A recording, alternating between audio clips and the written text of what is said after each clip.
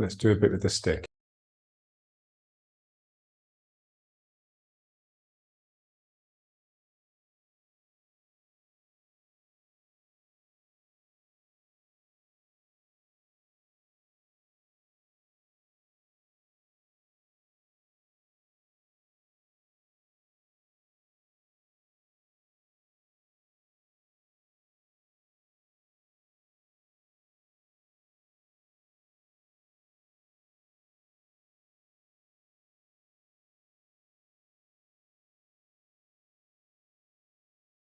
Before we twist, we just want to be aware of the mind. The first instruction really in the first class is mind in Dantian. What I think that is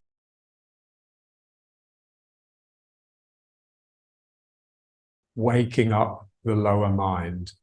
So the scientists are saying now that the belly is what they call the second brain. They say there's more nerve endings in your belly than there are in your head, and that the belly is responsible for a lot of the processes that go on in the body, especially like the automatic ones, like your digestion and your breathing. So obviously with those, what we want to do is just feel them being very different. So the first thing that has to happen really is the head mind has to quieten. Otherwise, you'll never hear anything down here.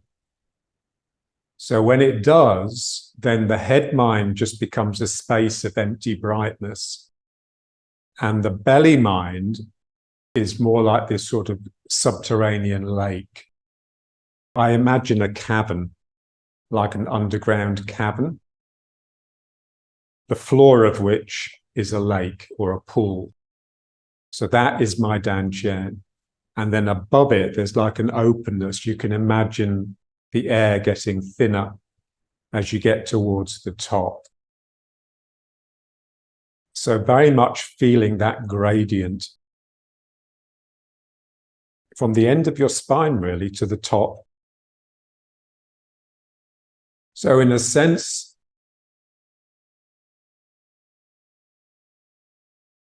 the belly mind and the head mind are joined because of the craniosacral system.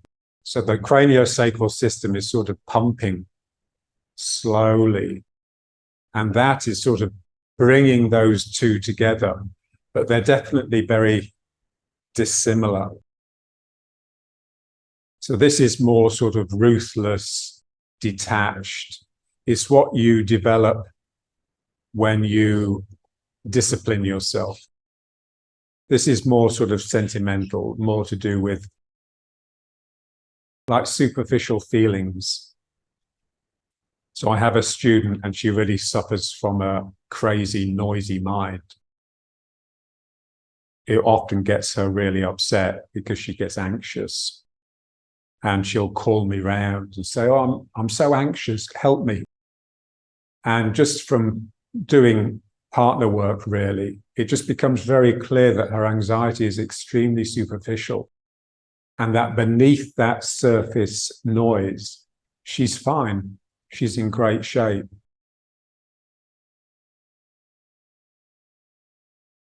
That's what meditation is for, really, just feeling the difference between these two parts and just trying to rebalance, or trying to give more emphasis to the belly, really listen to it. So your gut feelings, the feelings that are down here.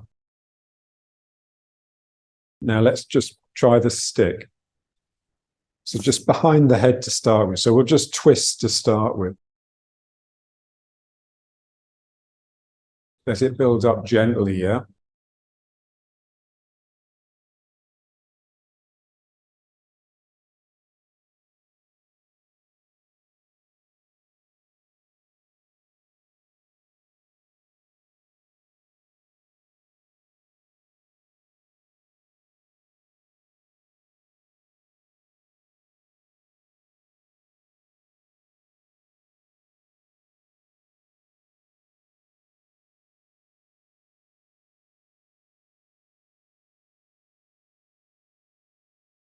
the head go with the stick.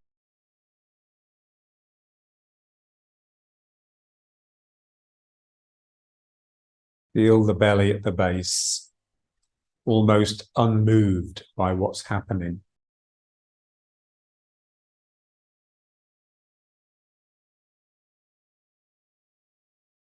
And then slowly just push it, just to really get into those muscles in the lower back.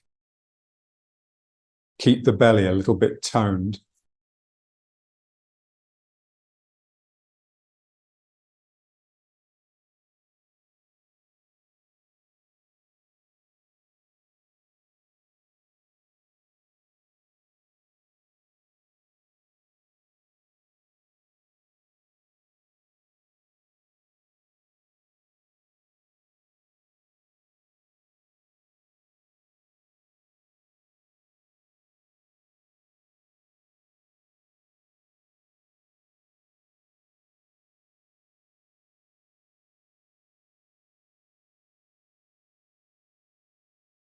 And then just bring the stick down if you can. So it's just off the shoulders and just drop down. So now it's going to really pull into the mid-back. What tends to happen if you're not very flexible, then having the stick behind the neck will tend to pull your head forwards. So we're just trying to counter that.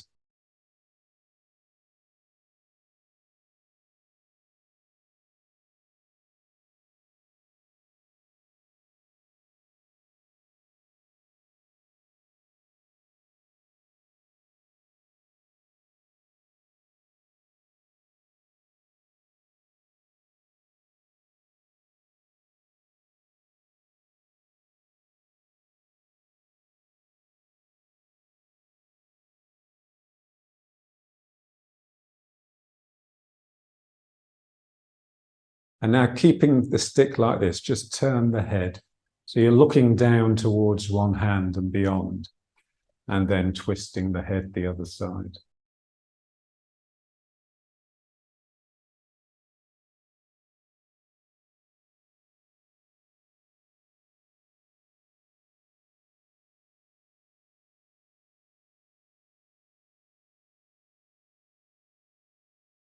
Feel your mind flowing down the stick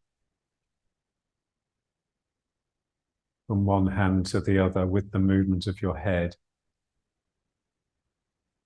So you're directing your intention.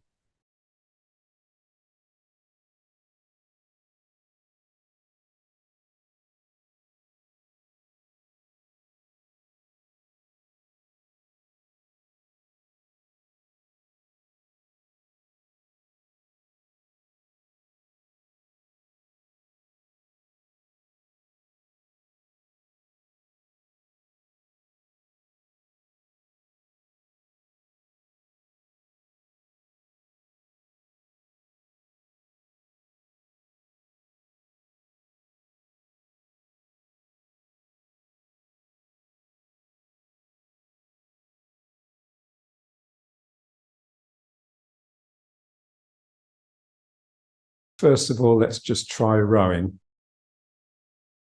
Pressing forwards and really letting the back bow. And then just pulling the elbows back as far as they will go. And then forwards again. So I'm flexing the spine, I'm bending the spine. And then I'm extending the spine, I'm straightening. I'm trying to get the two ends of the spine moving away from each other.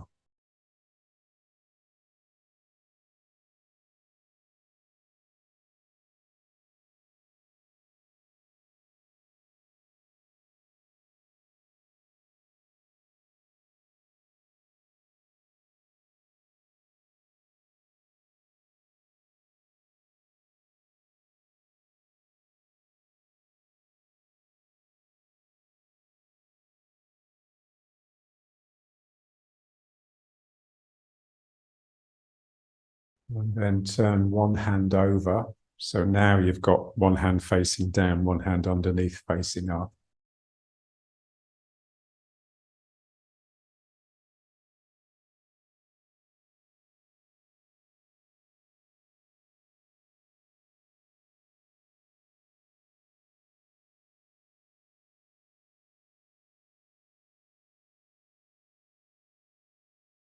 We want it to be an effort.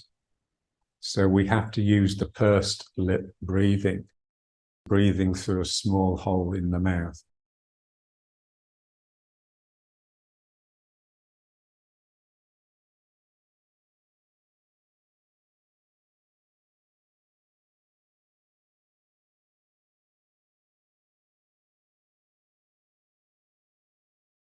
And then turn the other hand over. So now both hands are facing up.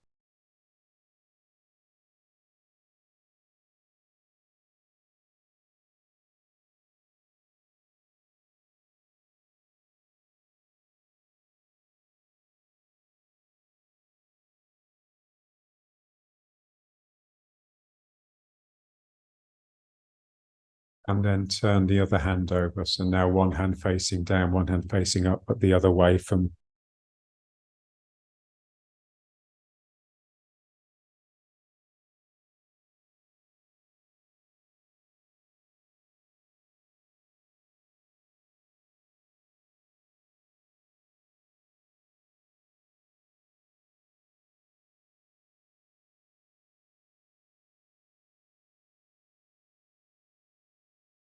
behind the neck again. And now just tipping.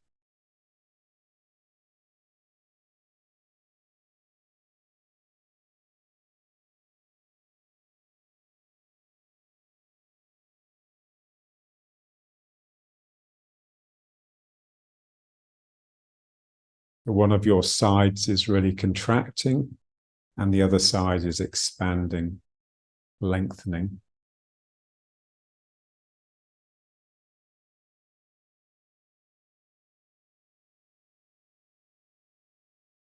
The muscles in the contracting side are working and the muscles in the extending side are being stretched.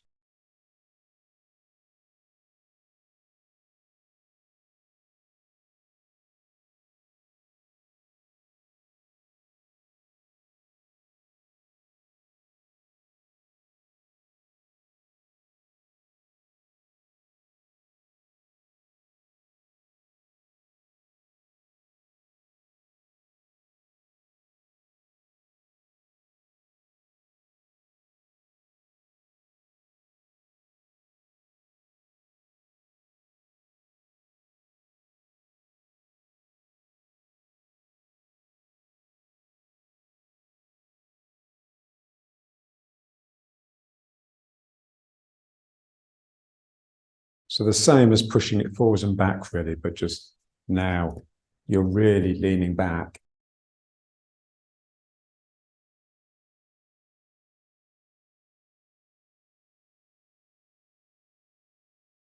The chest really needs to push up. Try and lock the arms out at the top and then pull down. Again, pursed lip breathing.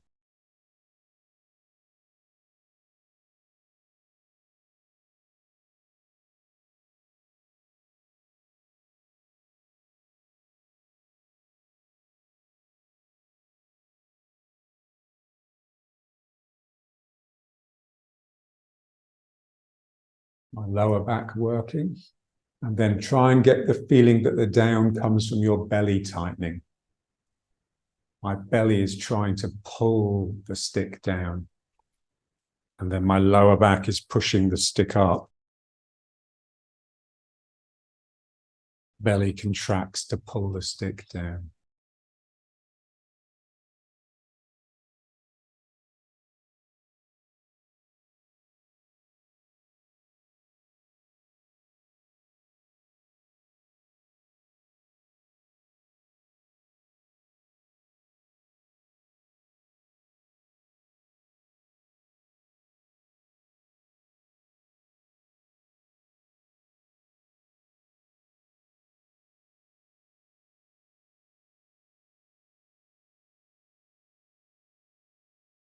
Bring your hands to the ends of the stick. And now just forwards.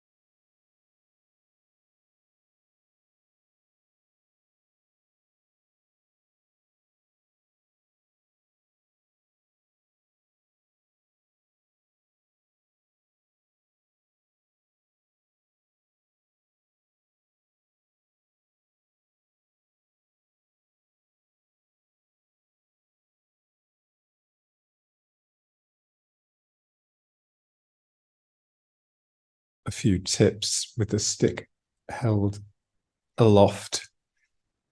I'm going to hit the wall here.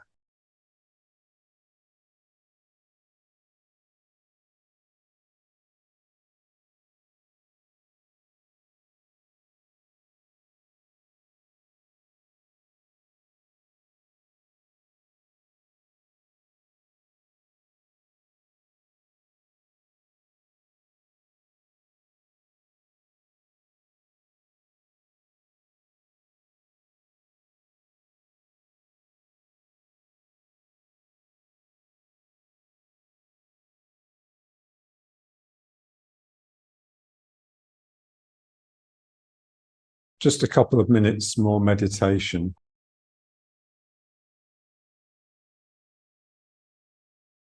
You're not doing anything, you're just watching yourself become internally quiet, paying attention.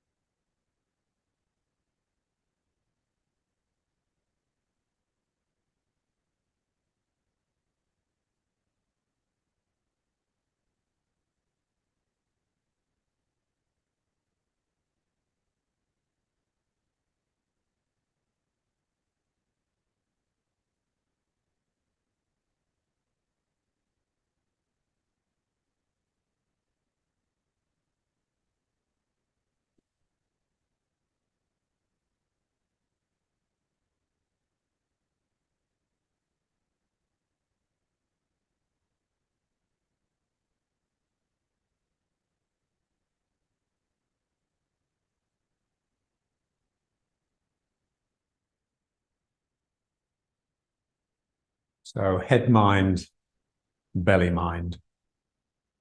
So we can think of the head mind being the mind of the upper body, and think of the belly mind as being the mind of the lower body. They also talk in the martial arts, they also talk about the heart of the legs. So the legs have a heart the same as the upper body has a heart. And so the classical way of getting into belly mind, getting into the lower body, is riding horse. But it has to be deep, it has to be suffering, has to be difficult. So we're just trying to exercise the mind that disciplines oneself to do a difficult task and then somehow just drives through it without complaining and getting distracted and coming out of it.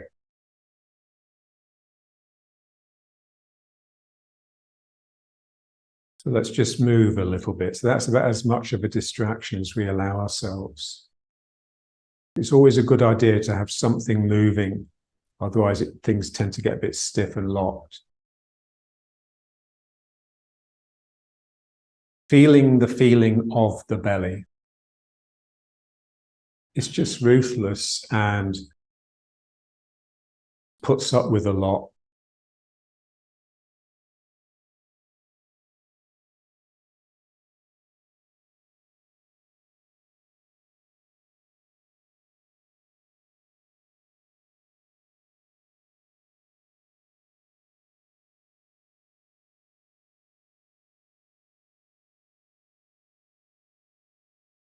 So I like that word subterranean.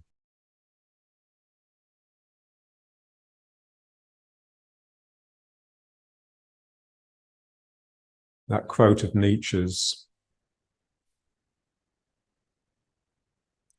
"And even cheerfulness is the reward for a long, brave, diligent, subterranean seriousness for which admittedly not everyone is suited." And Charles Olson talks about the beloved lake, the subterranean lake, wholly absorbed into my own conduits to an inner nature or subterranean lake, the depths or bounds of which I more and more explore and know more of.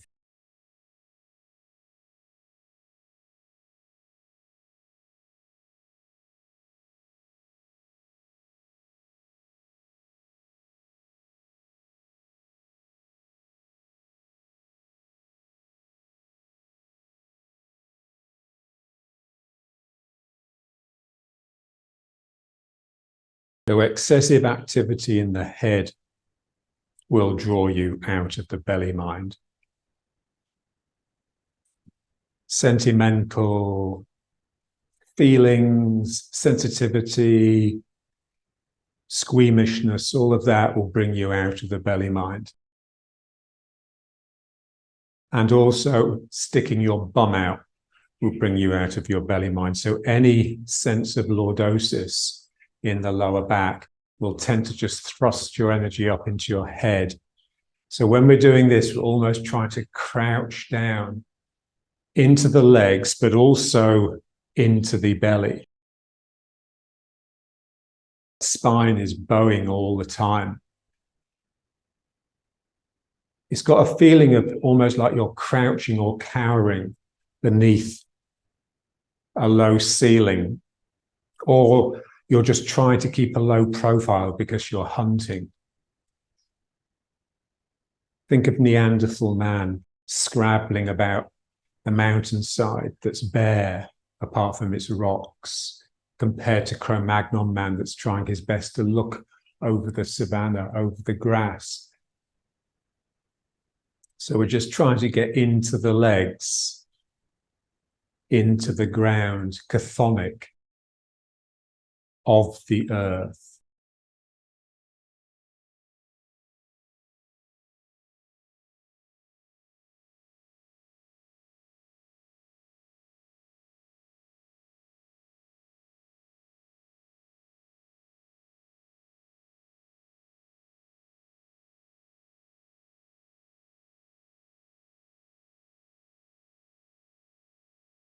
Feeling the legs. The legs are pulling me. This leg is pulling me across.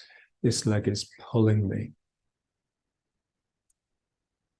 When we straighten the legs, we thrust our energy up into our head.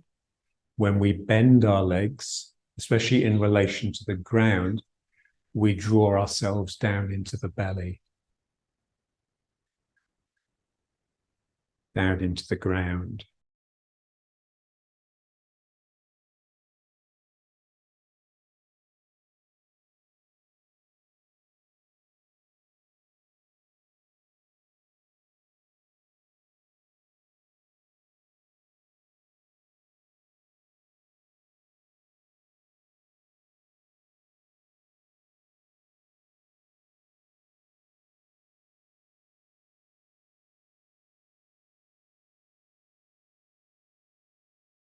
All the exercises that we do in these classes are really just trying to get us into the legs, trying to right the balance between my head mind and my belly mind.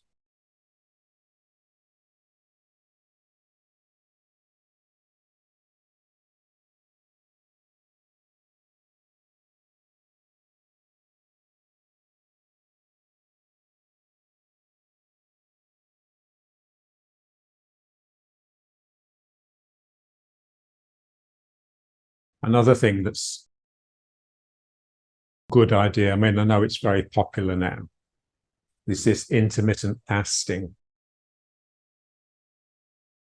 Spending maybe a day or two a week where you don't eat, or like those 16 hours in the day when you fast and 8 hours in the day when you're allowed to eat, the Ramadan fast. It just gives your gut a rest. You'll find your mind is more in tune with your digestion. It's not something that's just rumbling on in the background. Part of your mind is with it. And then you'll find you just won't be able to put things into your belly that just aren't good for you, despite how tasty they are.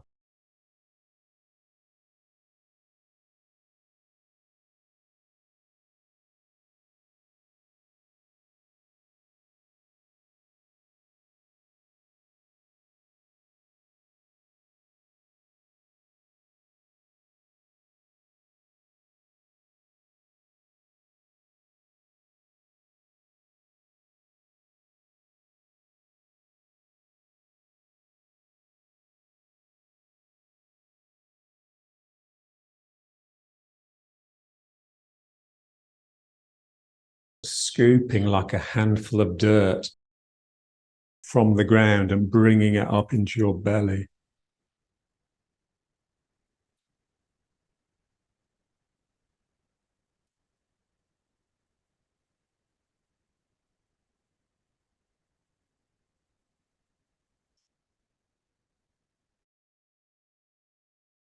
Bring it into riding horse.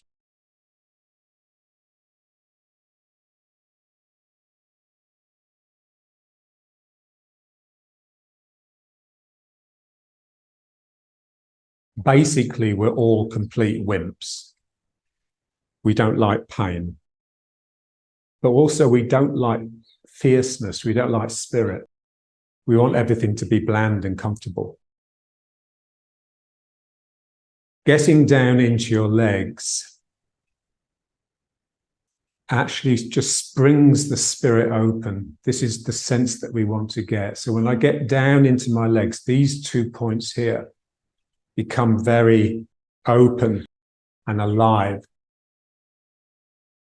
So the space between my legs gets bigger, but also I actually want to turn, even though I can't turn very much.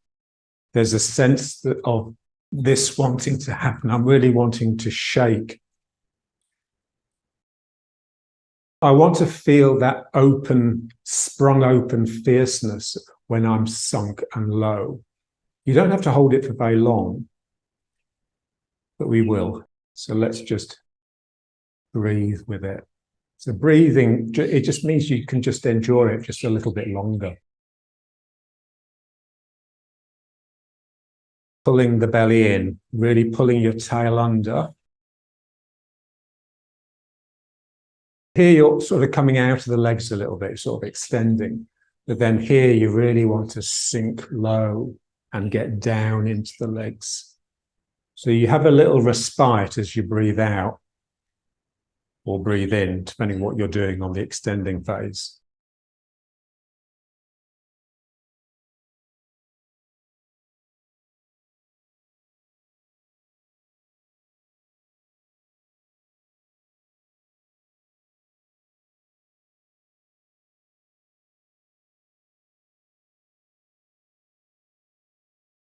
Bend the legs, get down.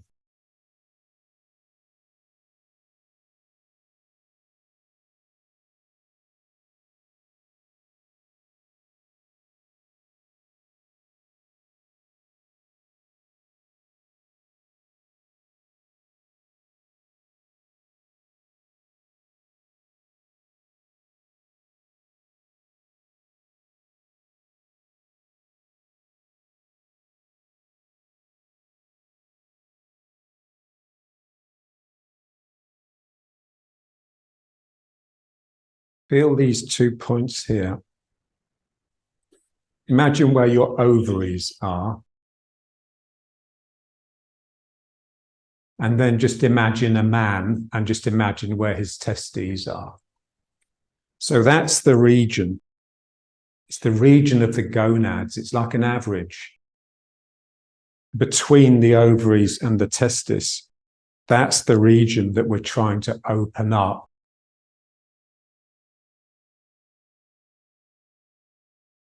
Opening the sacrum up. and letting these two places open up. So it's difficult because when we spring the sacrum open, the tail tends to stick out. So we have to really be able to do this phase as we're bending the legs. So that's the way to practice it.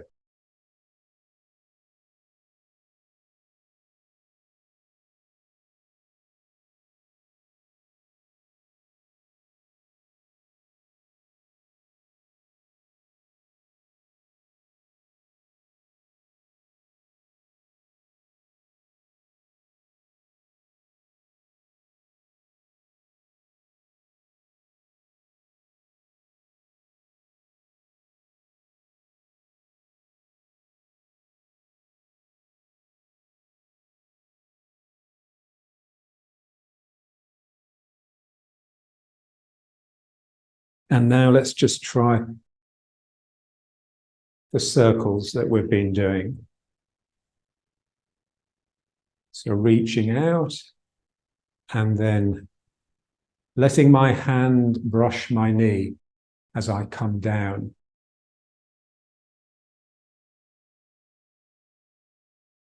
Feel this. This is upper body.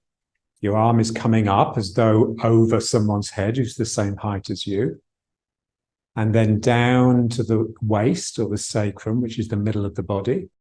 And then drops down into the lower body. It's an exercise that's trying to unify upper and lower body. But I really have to give the lower part real emphasis because that's the bit we tend to ignore. And again, it just requires the legs to just really not be too afraid to bend and get down.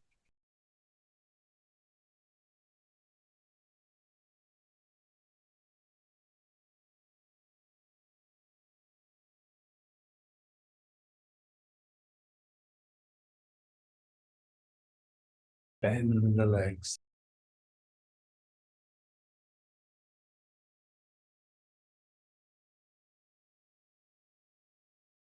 Try and get the hand lower than the knee.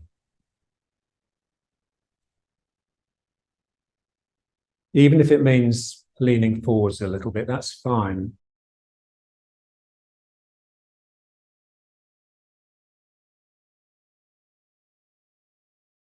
Here, when my hand goes down, also my sacrum is going down because my legs are bending.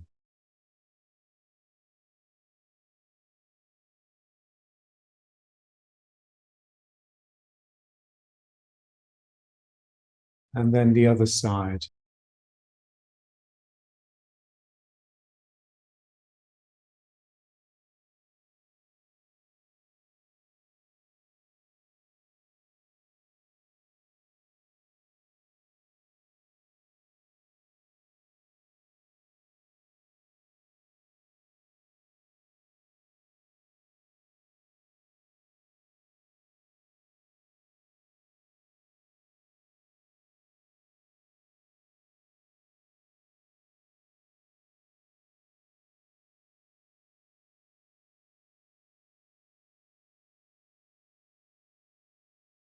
Whenever I work with people, their mind is noisy, so too much activity in the head mind, and they don't sync, so not enough activity in the lower mind.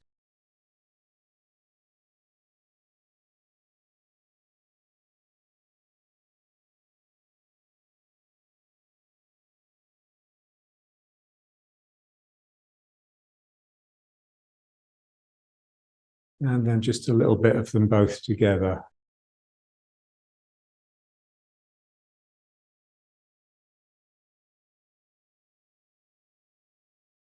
One hand is reaching down as the other hand reaches up, but I really want to keep my focus on the lower hand.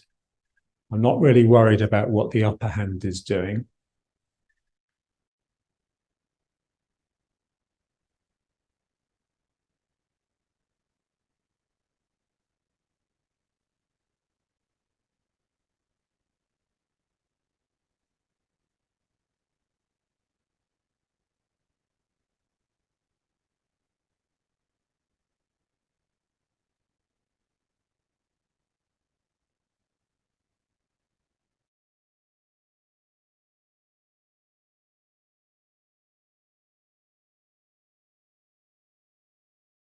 up to a sensible posture.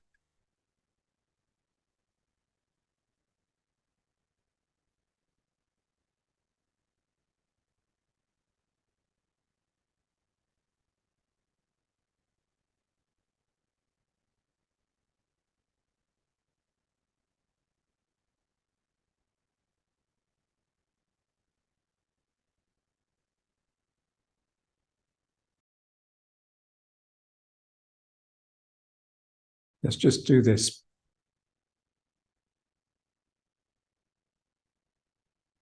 So I'm coming into the foot I'm turning towards, but I'm also lifting the heel of that foot.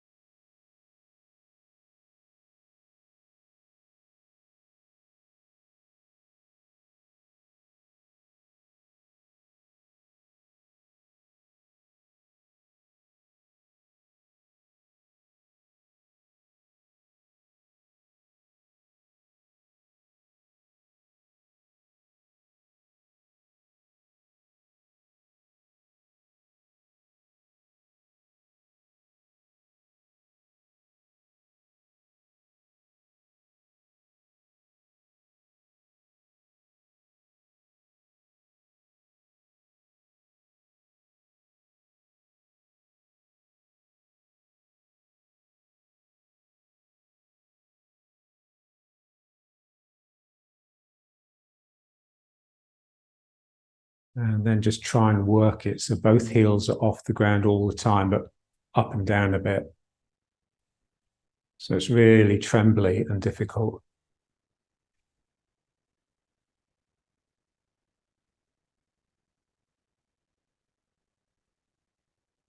We're looking for that shake, the shake of both fear and pain.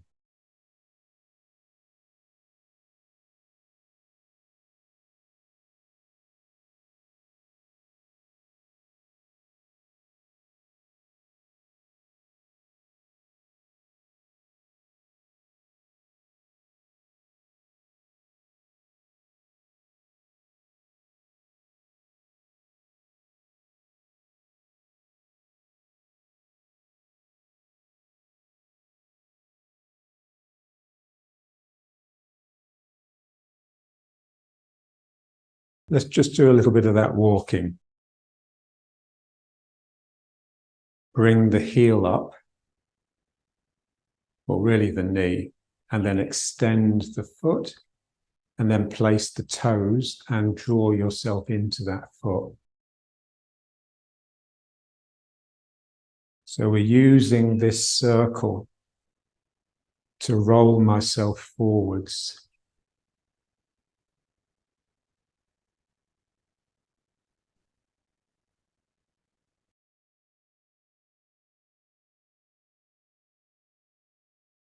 The foot going over the top of something. And then I just continue the circle up into my sacrum.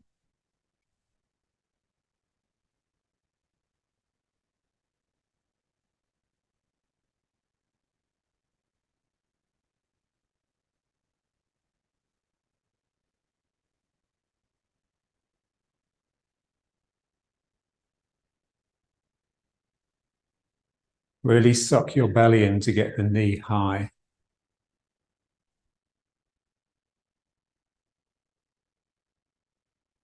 And then suck the belly in again to pull yourself into that foot. So this is the contracting of the belly that makes this movement.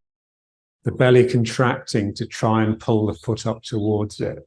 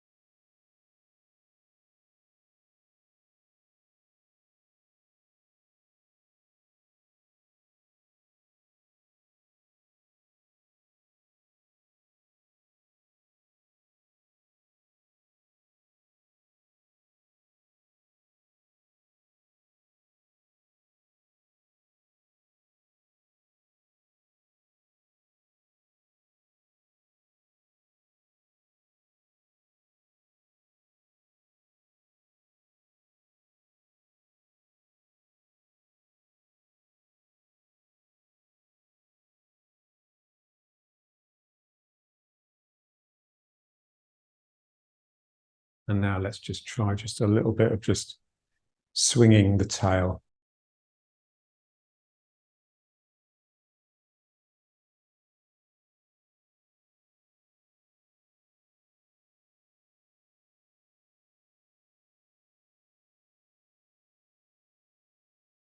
Trying to get the tail to loosen up and drop.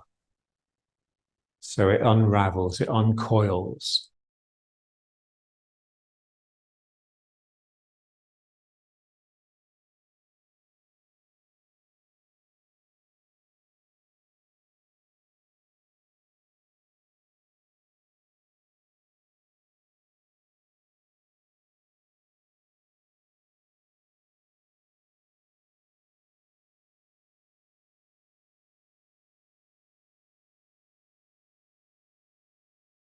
Doing a figure of 8 with the end of your tail. Flicking it over here, and then pulling it in and flicking it over here. So it's the flick, which is really just a flick of the hip, followed by the tug of the belly to draw it back in.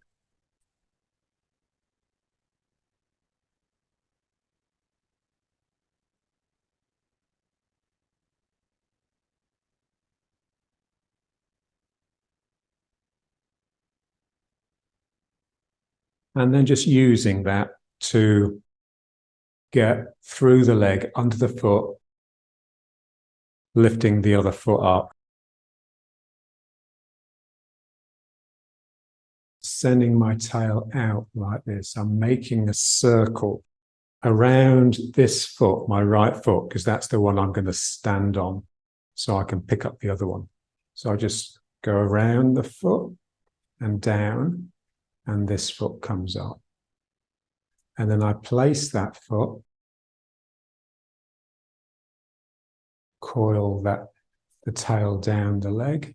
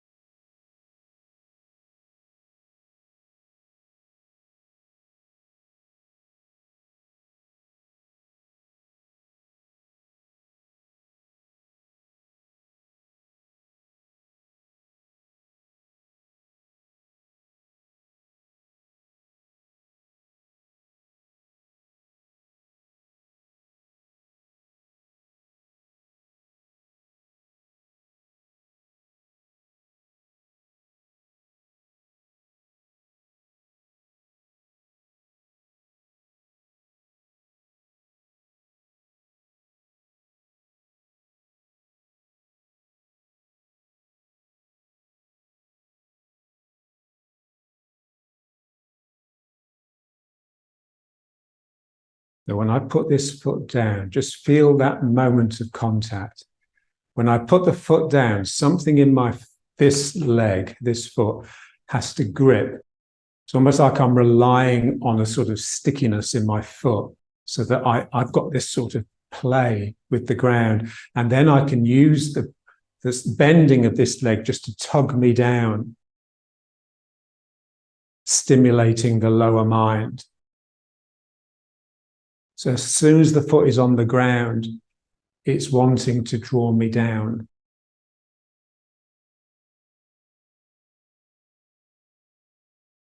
This leg doesn't want to let me go. So this one really has to tug to actually get me moving across.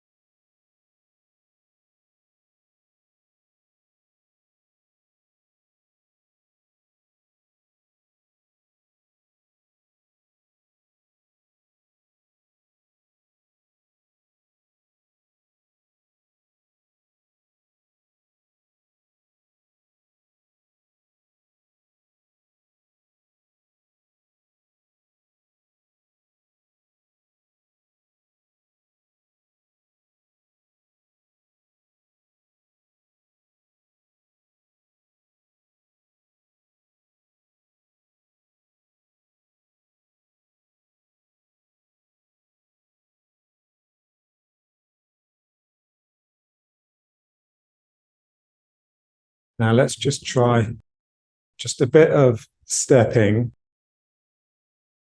bringing the weight into the front foot, so stepping forwards.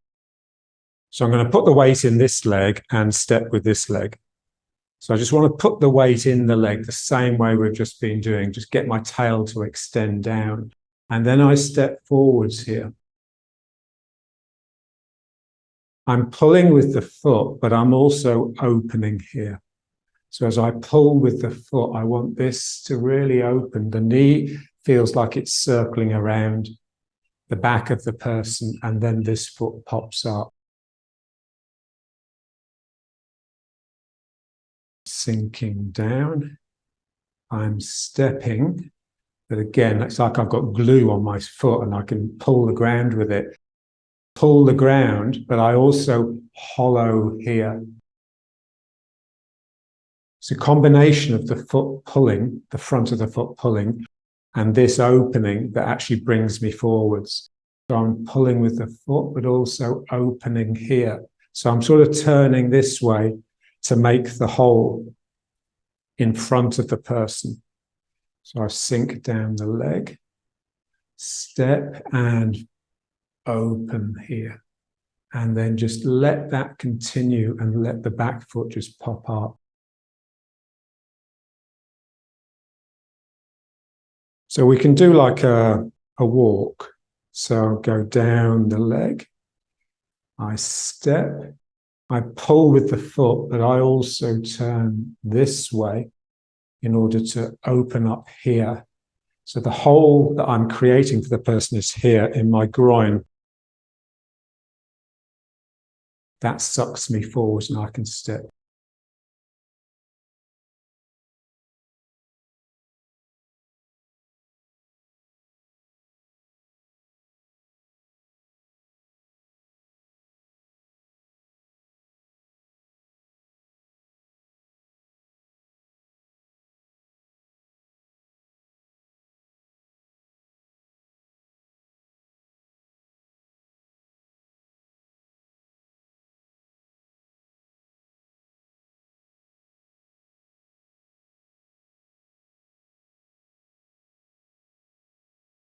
Very much outside edge of the foot.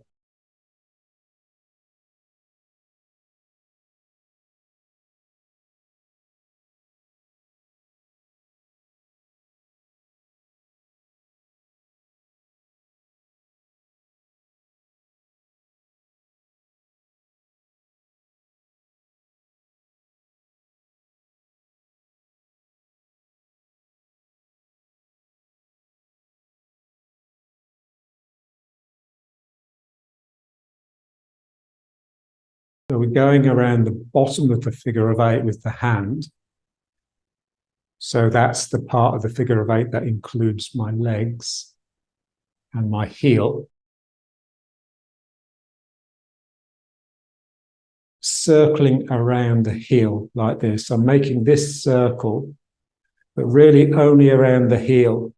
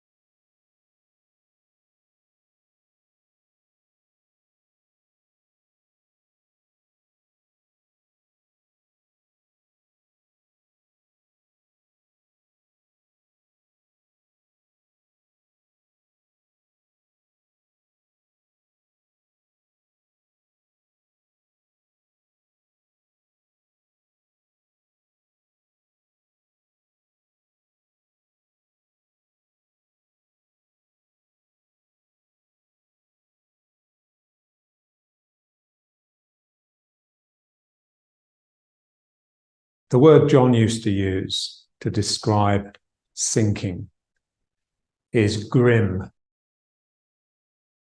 So when you get down into the legs, there's this, oh no, not again feeling.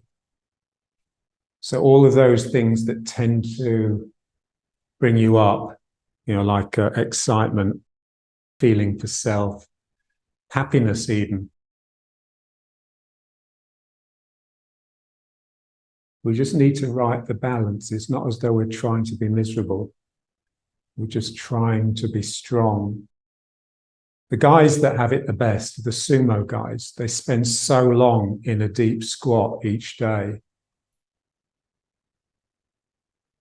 And it's interesting because you see them, like someone like Takakeisho, who's just quite short, but really, really big.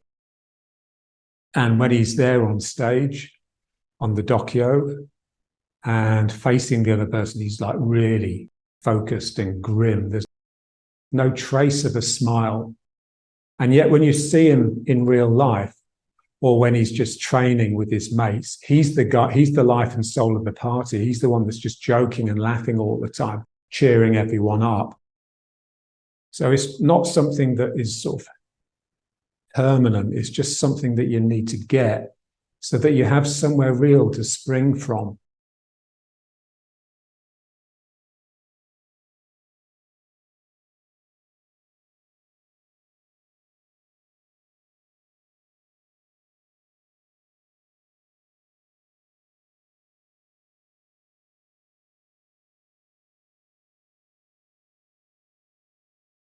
I love that phrase of John's, you used to see like lazy students. He'd say, I can't do the work for you.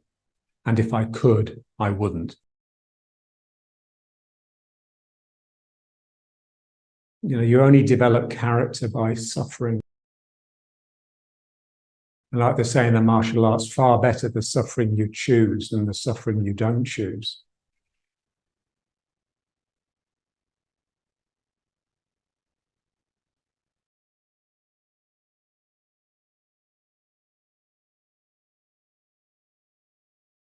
Feel the hip bones.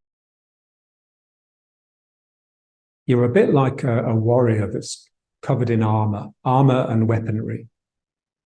So John used to talk about the quiver of arrows either side. And you can just feel, like the breastplate that's protecting the heart, the helmet with its visor and its sort of guards here. The monk's cowl, when you bring up the hood, it's flapping all around here and you just can't see the face of the monk. Suddenly he's got serious. So this feeling that's sinking into the legs actually brings out all of this equipage that you're carrying around with you energetically all the time, but you're never using. This stuff is springing out of you.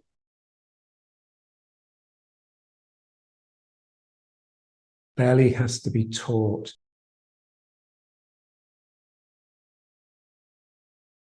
The Ming men pushed back, testes drawn up, perineum tight, knees out, toes in.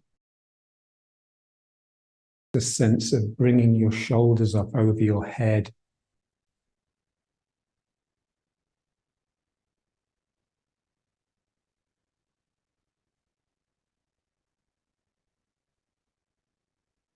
And then let's just finish.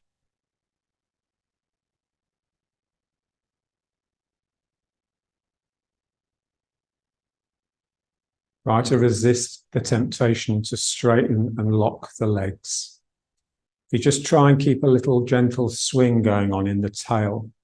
So the two legs are always sort of playing with the ground a little bit like this.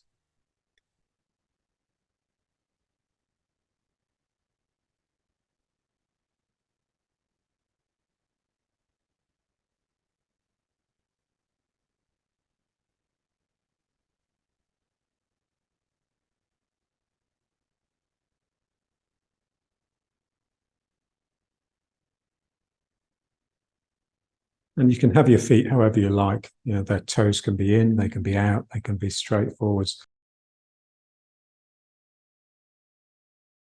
Try and keep it loose around the sacrum.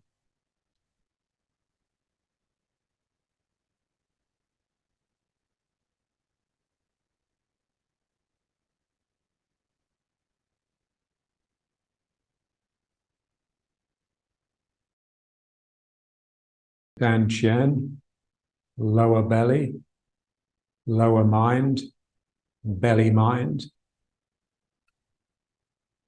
Heavy, condensing, sinking all the time. And the head mind, just bright and empty and light. So lifting. In order to think to itself, it has to close into like a loop. So that's what we're just guarding against. It's an openness, an open vigilance that is just ready for attack, ready to respond, ready to yield.